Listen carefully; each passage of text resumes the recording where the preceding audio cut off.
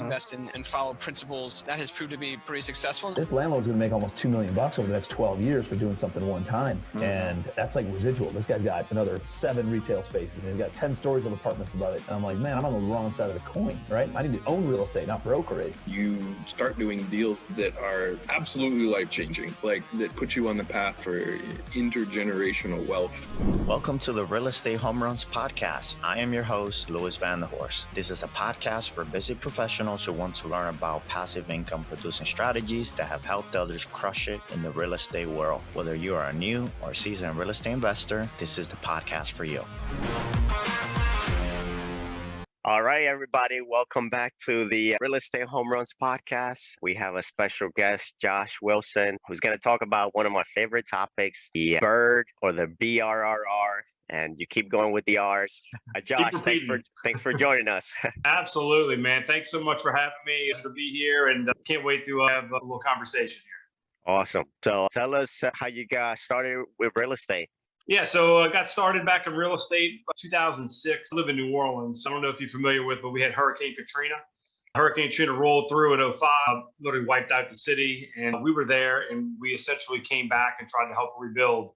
During that same process, I started getting my feet wet with real estate, learning about gutted houses, learning about how to rehab, how to buy deals from banks, things like that. And so I started kind of getting this itch to learn about real estate. I didn't have a pot to piss in. I had no credit. I had no money. But what I did have was drive, and I wanted to be an investor. I was kind of leaning on the operator side for a little bit, but I really wanted to learn how to invest in real estate and do deals myself. So fast forward real quick, 2006, I started working for another property management company, and I learned the ropes on how to manage assets, how to collect rents, how to file evictions, how to do maintenance requests, how to do work order, all that good stuff. So learned the operations side, got really deep into the operations, and then started learning about NOI and how to increase the NOI and all that fun stuff. And so then I met a guy who was like, Josh, man, you are kicking ass on the operations side. You seem like you know what you're doing. How about I come in and I provide you a little liquidity and we go out and buy deals? And then I said, sure, no problem. So that was 2007 or so. Then boom, the real estate market crashed. So essentially, I learned a ton from that real estate market crash. And thank goodness I didn't go bankrupt, didn't lose any properties, didn't foreclose on anything. But I tell you, it was probably one of the most humbling experiences that I've ever been through as a father, as a husband, as an entrepreneur. And so I've learned a lot during that time.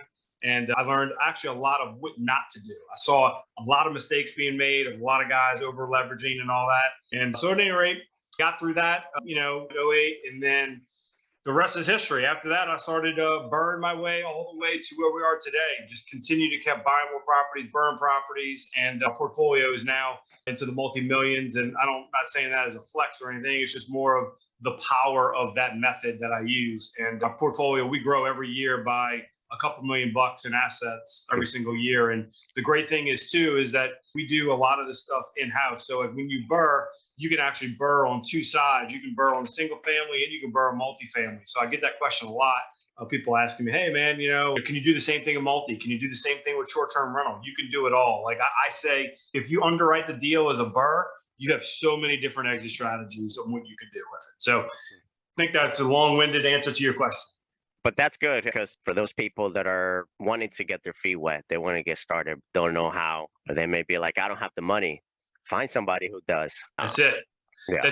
That's really it, man. Honestly, at the end of the day, like I said, I have on my Facebook wall, money or excuses, you can't do both. It really is a true statement. You can make money or you can make excuses, but you can't do both of them. And unfortunately, the people that make excuses, you got to turn that around and try to figure out solutions. So same thing, like if you don't have any credit, if you don't have any liquidity, that's fine. But do you have a drive? Do you want to be a sweat equity guy where you can be the one with the boots on the ground? You can manage the asset. You can handle all the late night phone calls. You can handle all those things and save your partner that's got the liquidity, that money on a management fee, and you manage it and you learn the ropes. You make that property successful. Now you're building a resume on somebody else's back. And then once you do one or two of those, then you'll have the interest of banks, you'll have the interest of lenders, and then you'll be able to go out and do more deals. But a lot of these programs are like, oh yeah, get into real estate, no money down, blah, blah, blah. It's a load of crap. It doesn't happen, but there are ways you can do it without money down, but you have to do some work. It's not going to be easy. Yeah. And for those that are listening, if you're wondering what the BRR stand for, Josh, would you mind breaking it down for us? Of course, man. So BRRRR, buy, rehab, rent, refinance, and my favorite one of all, repeat. So essentially, the way the structure works is that we go out, we acquire a property within our buy box. So we set a buy box, we have parameters of what we are looking for, and we buy properties in that buy box. Then once we do that, we close on that deal. Generally, we're buying stuff anywhere between 70 to, I mean, we don't even go any higher than 80%. I mean, that's like the max of the ARV. And then, so once we do that, then we're going to rehab portion. So we have our in-house teams where we send our in-house teams in there. They go out and do the rehab on the property. And then from there, we stabilize the property. We increase the rents. We get a tenant in the property, lease it out. And then we go to the bank and we package it all up with a nice little bow, bring it to the bank, and we refinance it out. The bank gives us our money back. We take those funds and we go and deploy it into another asset, and we keep doing it. So what we just did there was we created monthly cash flow. We keep the property. We created an additional net worth onto the balance sheet. We get tax benefits from some different tax savings like cost segregation. And then we get to keep the asset. That's the greatest thing. And then the tenant pays down a mortgage for 20 years. It's a powerful method. And what I love about it is that you can go into a deal that obviously in order for the bird to work, you need some room for improvements to increase the value. You can go into it with none of your money. You can, by using a private lender to acquire the asset, then you fix it up, put a tenant there to pay rent, and then you refinance with the bank to cash out the lender. So the lender ends up with their money back and interest. So it's a win-win for everybody. It really is. Everybody in that supply chain makes money. And we have some cool things that we do, like in our programs. We have some members in our group that we teach them on how to be vertically integrated.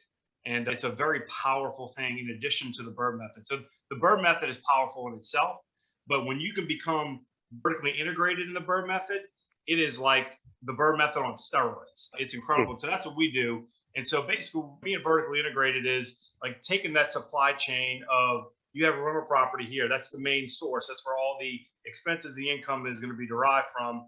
And then from there, you have all these little pieces that are, you got insurance, you have pest control, you have maintenance, you have property management, you have financing, all these little spheres that keep coming off that are all pulling from that one property. So what we do is we go out and try to find how much money are we paying to vendors to manage that property or to handle that asset. And we start going and figuring out ways to be that vendor. And we've done that. We have a property management company. We have a construction company. We have a sales brokerage. We have a lawn care company. So we do all those things to where our properties are now being managed by our in-house teams, and the cost savings are astronomical and the efficiency is through the roof. That's amazing. Yeah. So now, do you set those up as like different entities like LLCs? Yes. Mm-hmm. That then operate under your main LLC, or how? They're all separate. We have a management company, it's separate, sales broker, they're all separate.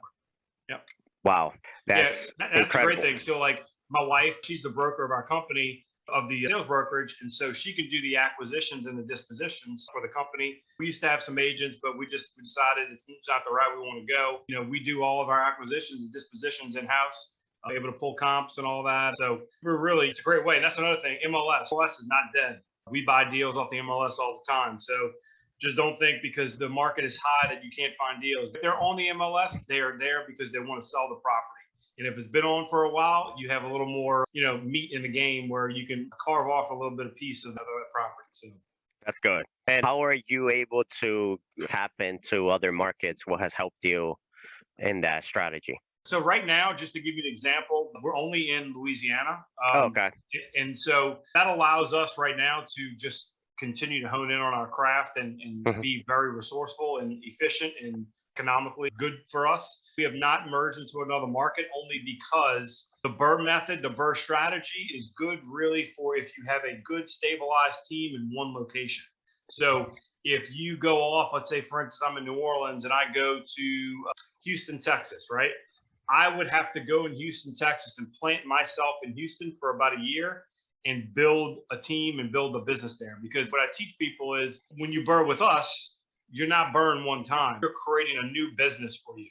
And like I said, you'll have all those little income streams coming off of that house. We show you how to do that. So That's a great, great, great way to do it. So my suggestion is if you want to get into other markets, you want to do that, you need to figure out how to operate within your own market first and crush it, and then be able to take it and replicate it and just go full throttle in the next market.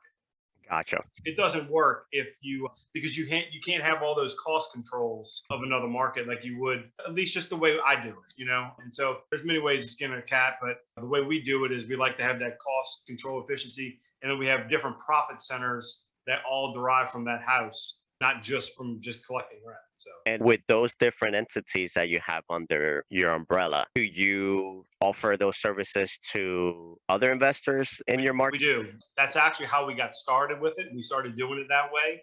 And then we learned that over the years that it would be cost efficient for us to start letting it manage our own stuff.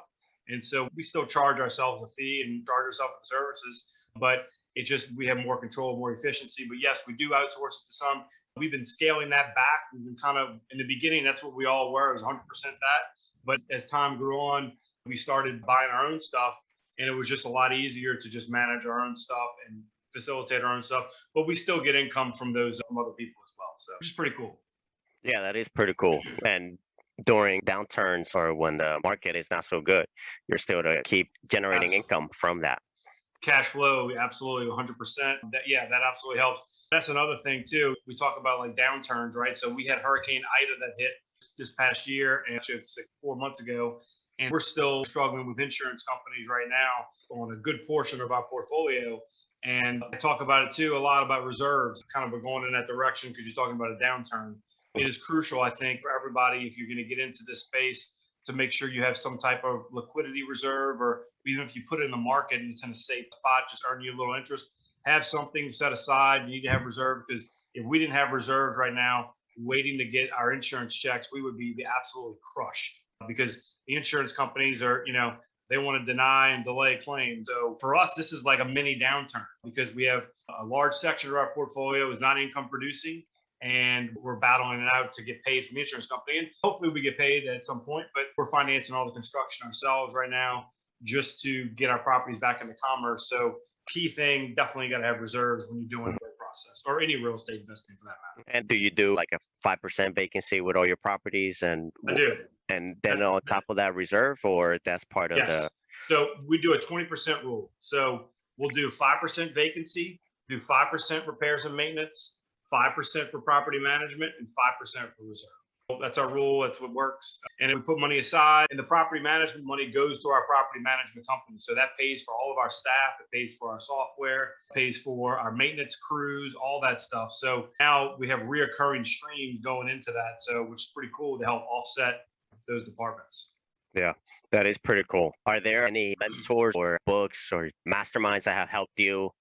Yeah, absolutely. So number one, probably everybody knows him, but some people he's not well liked, but it is what it is. But Grant Cardone is, Uncle G's been great. 10X Rule is like probably one of my favorite books. Anytime I'm ever on a plane or I'm just not feeling it, just not looking to hustle or whatever it may be, I pop into the 10X Rule. And my favorite saying in there is when everybody is contrasting, you need to go and expand. So that's one of my favorite sayings in there. And I read that, and it just gets me fired up and want to get out there again and hustle and continue to try to create that freedom. That's what I'm doing this for, is for more freedom. So to be able to go out and spend more time with my family and my kids, and wake up in the morning and I get to decide, God willing, what I would like to do today versus somebody else telling me what they want me to do. So, and then in regards to other mentors, another guy, a capital raiser guy, Brad Blazer, he's taught me a lot about just how to raise private capital and all the little nuggets that he provides in his program. But yeah, man, those are huge things. When you can figure out how to find the money, or actually you find the deal, the money will follow. That, I know that's so cliche, but it's the God honest truth. You find a good deal,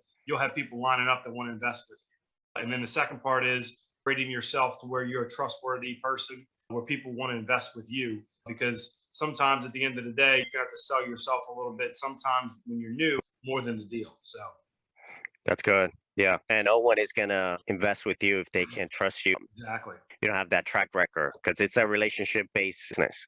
It is too. And I'll give a little nugget to your listeners here. One thing that I tell our group is that don't expect to go out there and raise private money by making one post on Facebook and all of a sudden you're going to get $100,000 thrown in your face. You have to go out there, let everybody know what you're doing out there on social or networking. And then you have to nurture those leads, those private money lenders leads for a month or two or a few months, and just get to know them first. Don't give them deals. Don't pitch them anything.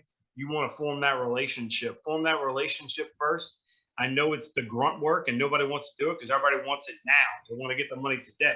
Yeah. But I promise you, if you just spend time on nurturing and doing that networking, it will pay extreme dividends in the long run, and you will have people piling up to place money with you. Have there been any roadblocks or low times in your life that have maybe made you question things that you may want to share? So I remember vividly, it was 2008. My wife and I were going through the recession, and we didn't have money to pay for lawn guys. And this is how I got the ideas to outsource all this stuff back to in-house. So we didn't have money to pay for lawn care service. We didn't have money for anybody to go in there and paint properties. So my wife was 8 months pregnant. She was out there cutting grass with me one day in the summer heat. It was like 98 degrees outside. And I remember kind of looking at her thinking, what the hell am I doing? You know, why are we doing this? Like, she shouldn't be out here. And that was it was a turning point for me. You know, it was just one of those things where it's just like I questioned everything I was doing and wondering, oh, I'm too young. I don't know what I'm doing. I'm about to lose everything. You know, like, you know, this is the worst mistake. I got my 8-month pregnant wife out here cutting grass with me. She's dying. I'm dying. And then so we finished and we got back in the truck, and I remember looking at her and I just told her, I was like, tough times don't last, but tough people do. And I told her that saying, and she looked at me and she's like, I know. And so at that point, it was kind of a turning point for me where we were both a team and we knew that this wasn't going to last forever, but we had to get through it at the time. But I wanted to give up so bad. I wanted to throw in the towel and say, here, bank, take the properties. I don't want to do this anymore. This is not for me. And honestly, I think God put me in a great place because I went through that. And like I said, that was a very humbling experience for my wife and I, for my entire family. And so very grateful, honestly, for that, because I don't think I'd be the person I am today if I didn't have to go through all that. And that's the other thing, too, is that when you see these people on social media, you see them out and about on Facebook and Instagram, and you see the cars, you see the houses, all the fancy shit.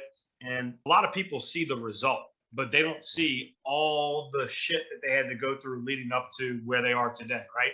You know, half the people that I speak to today, they don't know anything about what I went through for the 15, 16 years where I am now. They come to my house and they're like, man, like, this is awesome. But they don't know all the work that went into getting to this point. So my recommendation, a suggestion to people is just make sure that don't expect it to be quick. It's not going to be quick.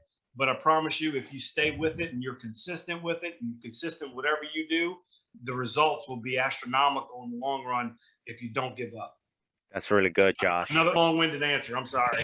No, that's great, because I think people, they do see the flash from anybody on social media. I mean, we always put the good, we always put the good things online, but it's like, okay, what made you get to that level? What are the bad stories too? Because this is man. Like, I mean, look, I give you another example. Like, I remember specifically going to the Dollar Tree store. We couldn't even go shop at our own local grocery store because we didn't have enough money. We were I did everything in my power to make sure those banks were paid.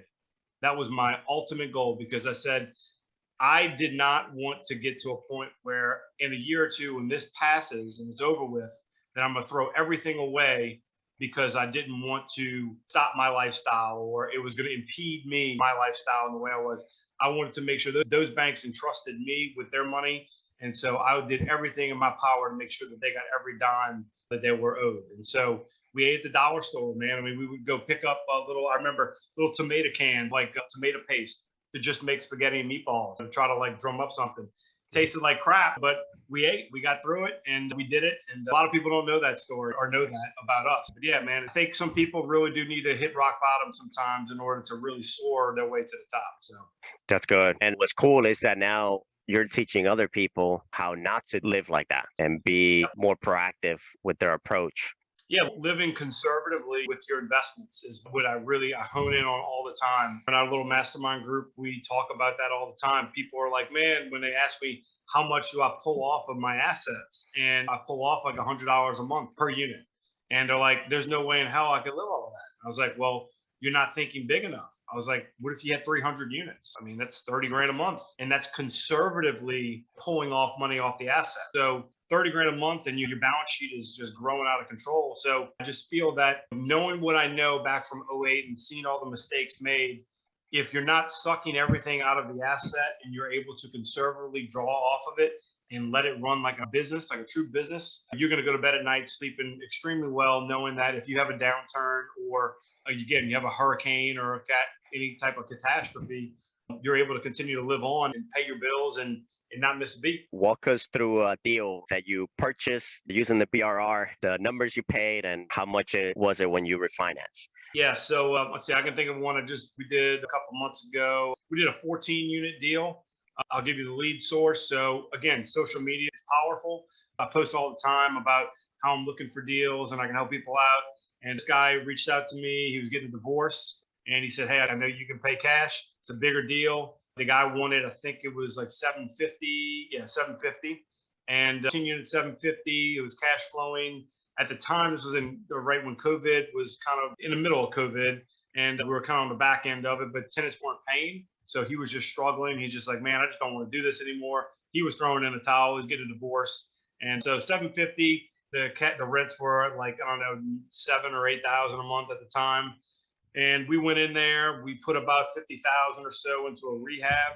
And then we had some holding costs and things like that. We used a private money lender and a hard money lender. I used a private money lender to fund the down payment. And I used a hard money lender to fund the additional acquisition and the rehab portion. So I literally had zero money in that deal, but that doesn't happen often. Again, that's one of those things where I've built that relationship up for years in order to get to that point. And everybody can do the same thing. It just takes time. So 750 acquisition, 50,000 rehab, we're all in $800,000. Renovated a bunch of the units, pushed the rents up. We're now up to $12,000 a month in rent rolls. And then we just refinanced it out about 6 months ago for a new loan of $872,000. So we were able to pull out some cash. We were able to pay down some other debts and stuff like that. And then also have a great cash flowing asset on a 20-year local bank loan. And man, that thing is humming along and doing great. That's awesome. What were the interest rates on the private and hard money? Yeah, so I pay private money, I pay 12%. And then on the hard money, it was 8.5%. Okay. Yeah. And it was just one of those things where the 12% and paying probably a little more of a premium, but it's easy. There's no questions asked. They're getting paid a premium for their money. And I literally give them the deal and they say, when do you want me to wire the fund? And that's it. And that to me, the speed, I pay for speed. So that's worth it to me. And you don't have to submit all these own docs and anything like that. No. Yep, you Not can at hit all. them ground running. No, you send them the deal, you send them the specs of the deal. Again, it just comes back with when you build that track record up. You start doing deals, you build that track record. They know you know what you're doing and they trust you. So it's huge. Right now we have about, just in private lenders and revolving out, I think we have almost $2 million of private money loans that are in deals right now that we're working on actively rehabbing the projects and stabilizing them. And so what we'll do then is once we finish with all these rehabs, we'll package it up and I bring it to a local bank and I get a cash out refinance immediately versus having to wait like a 6-month seasoning. I don't have to do that. I go to a local bank, they cash me out. Then I'll do it again. I'll do a rate and term in about another year or so after that. And I'll package up a big portion of the portfolio and put it over to a national lender on a 30-year locked fixed rate. And that's what I do. It's like the trifecta. I just do that. Private money and hard money into a 20-year shorter term debt because I get all my money out. And then I go package it up into long-term fixed debt, shortly thereafter. Some people are like, man, you're paying all those closing fees. To me, it just works. Again, I'm able to get my money out quick and I can keep recycling. You know what I mean? Is that all what you teach your mastermind members? 100%. Got guys right now.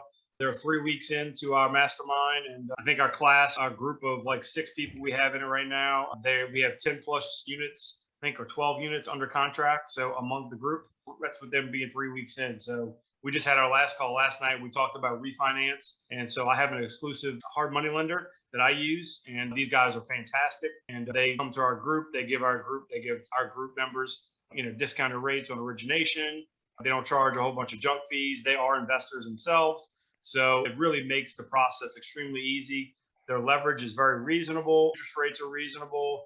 and they're just really easy to do business with. And so we spent all night last night. They were just pounding away with questions to a lender. How many times do you get a chance to sit down with a lender like face to face for 2 hours and just ask whatever you want? So it was awesome. It was a great call, and we got a few deals done last night. So that was pretty cool. That's awesome. Yeah. What are 3 principles that have helped you hit real estate home runs? I would say grit is one. That's cliche, but really it's true. You got to have grit and be able to just to get through adversity, because you're going to have adversity, whether you're going to get low appraisals or you're going to have contractor issues or whatever it may be. You got to have that grit to just keep grinding and want to get to the other side. And so that would be number 1. Number 2 is do what you say. Your word is everything, especially in this business and real estate. I'm not perfect, and I've made my mistakes along the way, but at the same time, I've learned that just keep your word and the rest will take care of itself. So that's a big one.